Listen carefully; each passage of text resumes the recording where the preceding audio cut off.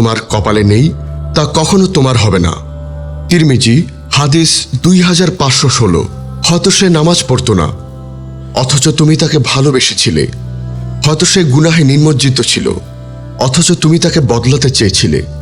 হয়তো সে তোমার ঈমানের পথে বাধা হয়ে দাঁড়িয়েছিল, অথচ তুমি ভেবেছিলে সেই তোমার কদর।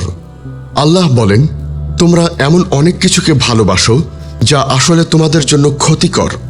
সূরা বাকারা 216। যাকে তুমি চাচ্ছ সে যদি তোমার জন্য জান্নাতের পথ না হয়, তবে তার না থাকা তোমার জন্য অনেক বড় রহমত। তোমার কান্না আল্লাহ দেখেন।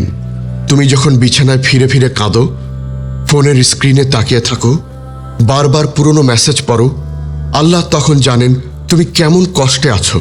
রাসূল সাল্লাল্লাহু আলাইহি ওয়াসাল্লাম বলেন, আল্লাহ বলেন, আমি আমার বান্দার ধারণার সাথে আছি।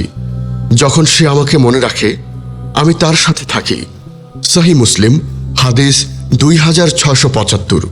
তোমার হৃদয় যখন দগ্ধ হয়, সে সময়টাতেই তুমি সবচেয়ে বেশি কাছাকাছি আসো আল্লাহর। এই কান্না শুধু পৃথিবীর কষ্ট নয়, এটি যদি সেজদার কান্না হয় তবে তা জান্নাতের আলো। প্রেমে ভেঙে পড়া কোনো অপরাধ নয়, কিন্তু প্রেমের কারণে আত্মসমর্পণ না করে আত্মহত্যা করা আল্লাহর বিরুদ্ধে